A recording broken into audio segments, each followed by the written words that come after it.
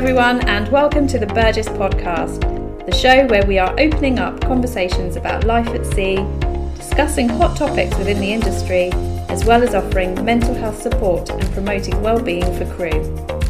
We also have our very own in-house recruitment team, so if you or anyone you know is currently looking for a new position, please send your updated CV to recruitment@burgessyachts.com or check out our recruitment posts on Instagram @Burgess Yacht Crew. Hi, and welcome to day 4 of our Mental Health Awareness Week. Today we're talking about the effects of social media on our mental health and what the industry is doing to make mental health training part of STCW. Emma, we've had a couple of questions about mental health awareness training and mental health first aid training. One of the questions, will having a qualified mental health first aider on board become an STCW requirement going forward? I know we've slightly touched on it earlier, but do you have any more news on that? No, I mean, it's a very long process which requires a lot of different agencies to come together. So getting any kind of mandated change is a 3 to 5 year process, as I understand.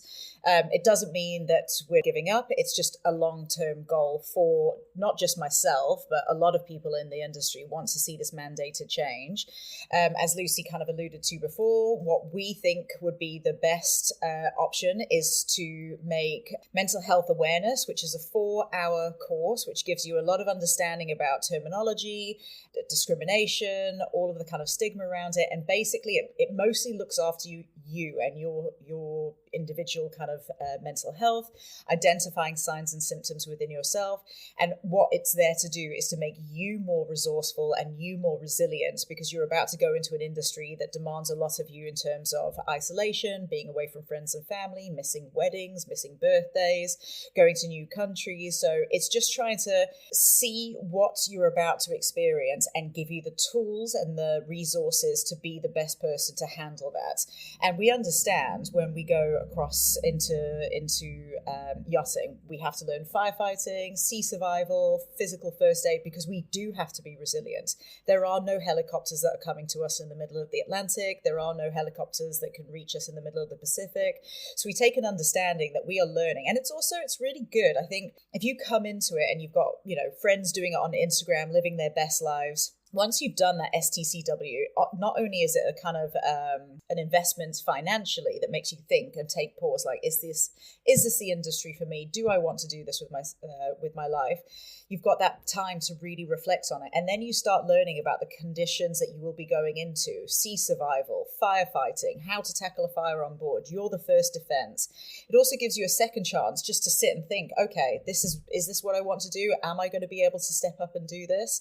And by just extending that basic training to include a 4-hour mental health awareness course, I think is essential for the individuals and the industry at large. Following that, I really do think it's something that would be absolutely amazing to have industry-wide. As soon as you become a head of department or a chief, I know when you become a chief, which kind of mostly is chief officers and chief engineers, you have to do a helm course, which is great in its own individual way, but it excludes chief stews, people that are in charge of a lot of human beings underneath them.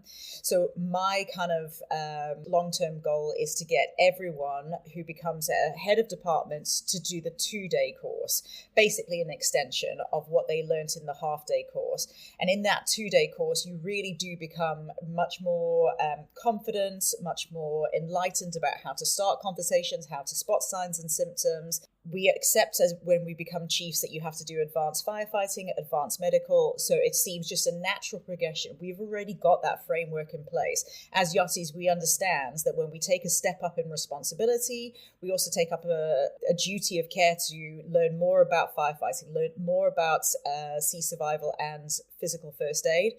Again, we just have to extend that to mental health first aid, especially when, let's be honest, even in an industry like yachting, where there can be a lot of accidents, where it's hard, it's fast, the conditions, we work with a lot of mechanical elements, but you're still statistically more likely to meet someone that's going through a period of mental health illness than you are to meet someone who's having an arterial bleed or suffering from a stroke or experiencing a heart attack. So just accepting those are the conditions of life and the conditions of the yacht and the industry we've taken into our lives and we want to work on, and being trained, forearmed, and a better crew member through training. So is it on the agenda? Is it being talked about to make it a part of the STCW? I know that the UK Chamber of Shipping have had it on their agenda, and we had a strong, like, not a lobbying campaign, but we had a few strong people really driving. Maritime UK Chamber of Shipping, it's constantly on their agendas talking about mental health and the wider implications of it. And it's not just for yachting, it's for all seafarers. So you think about people that have been on container ships or cargo ships, or fishermen that have lost jobs, or, having their fishing rights kind of discussed and debated in Parliament.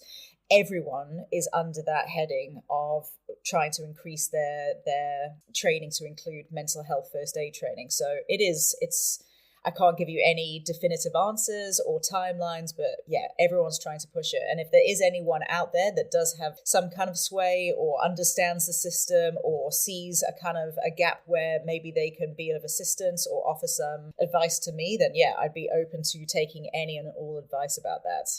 Yeah, I can confirm that I do attend the MCA Training Board meetings, and it's on the list, shall we say, but it's quite far down because they are currently focusing on the new engineering tickets that are coming in, but there is a huge amount of lobbying for proper interior qualifications to be put in place.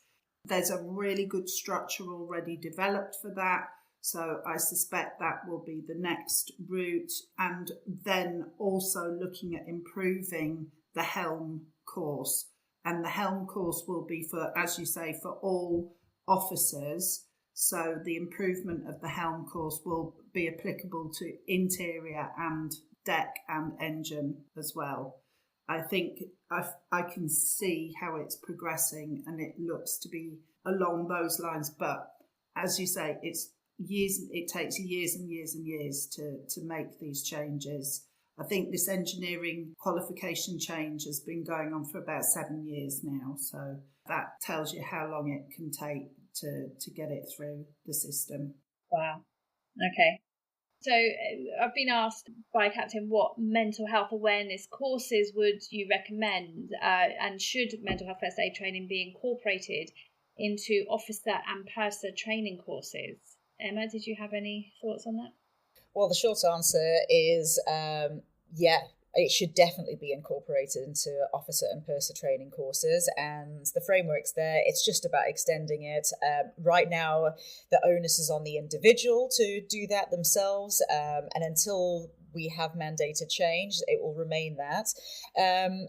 Yeah, I mean, it's just, like I said before, it's just incredible training, makes you a better person, increases your own resilience as well as what you can offer to people on board.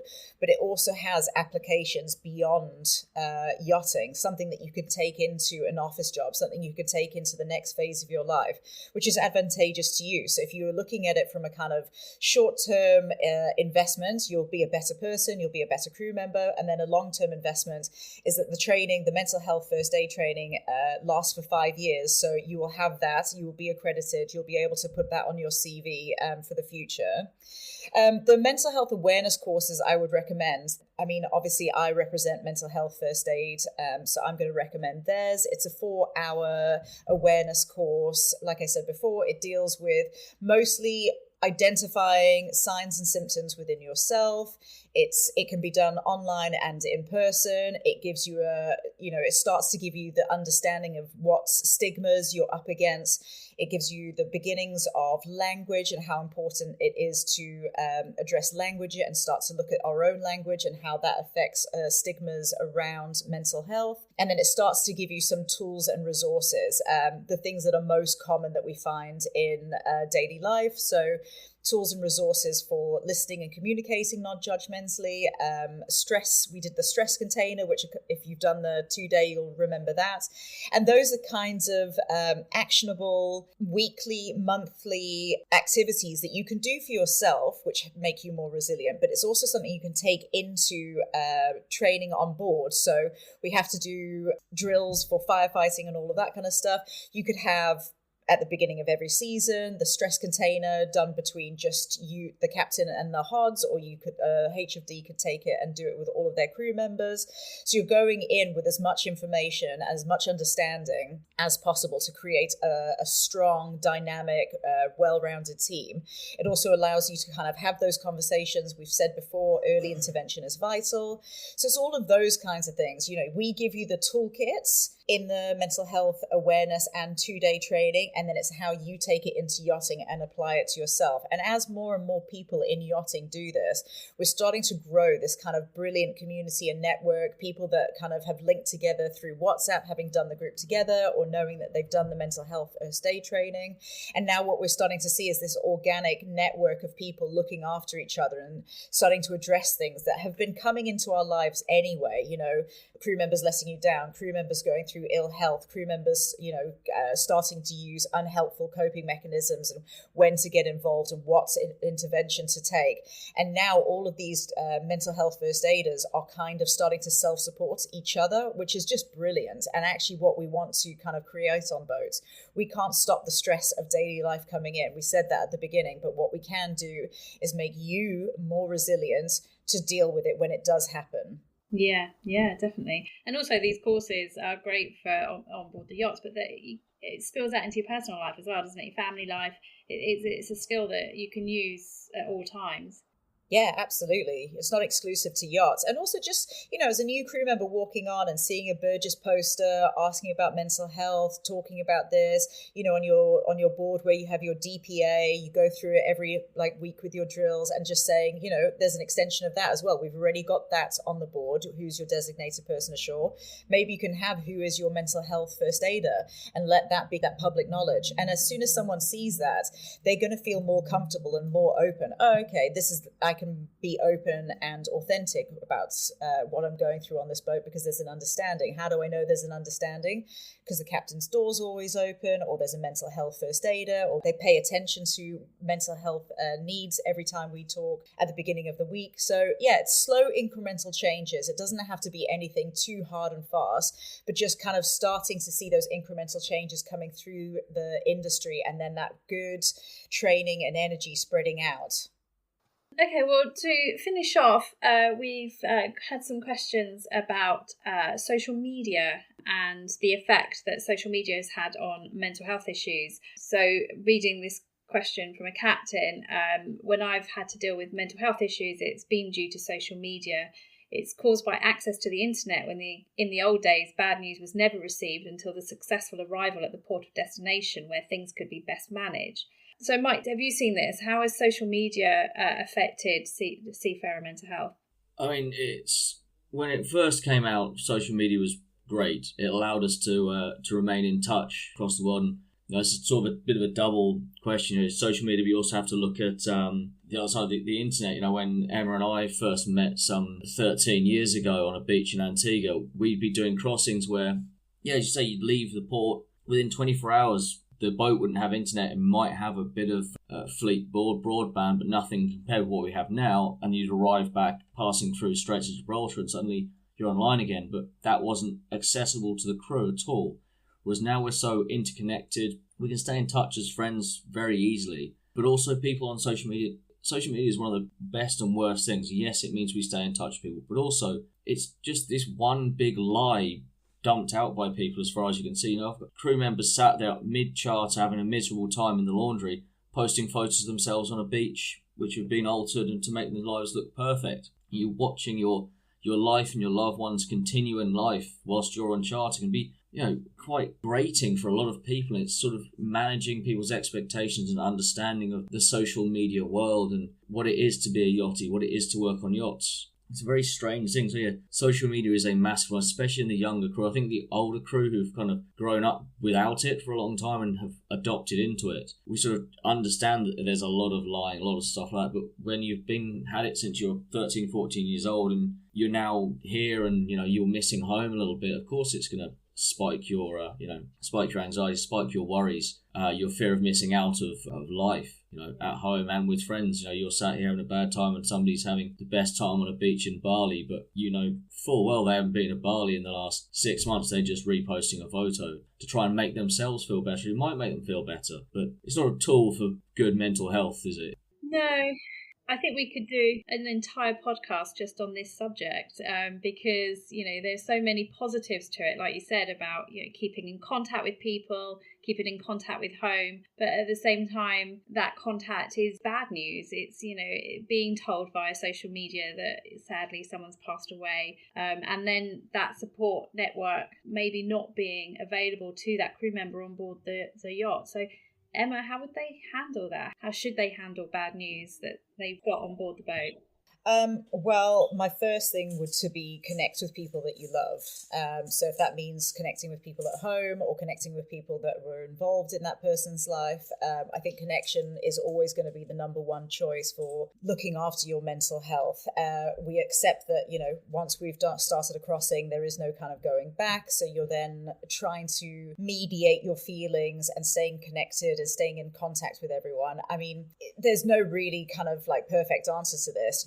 In some ways you'll find right now what we're doing is we're finding good and bad news, or we're getting jealous and resentful about people leading a better life in inverted commas than us, whilst we're doing a crossing and we're feeling a bit sad and we're feeling a bit miserable. But the alternative years ago was that, no one got hold of you for 2 weeks and you could potentially have missed a funeral or missed that whole really important community-based sharing of an experience and mourning that person together and attending a funeral, which is a really big part of the mourning process. So, we've taken away one problem, but we've just replaced it with 4 new problems. And like Mike said, social media has given with one hand and it's stripped away with so much with the other. So it's just about trying to be honest with ourselves when we're on social media, being honest with other people, which is not quite as sexy as saying, I'm here in Bali and, I'm in a bikini and I look fabulous. But if you want to kind of have a genuine, authentic connection with your audience on Instagram, try being honest in your captions. Try saying, I look like I've just been dragged through a bush. I've cleaned 16 cabins, another 16 to go. I think that kind of new level of authenticity is starting to get a bit more traction in social media. So yeah, try and look after yourself. Try and get some time off social media, off anything that compares you with other people in life, and connect with the people around you.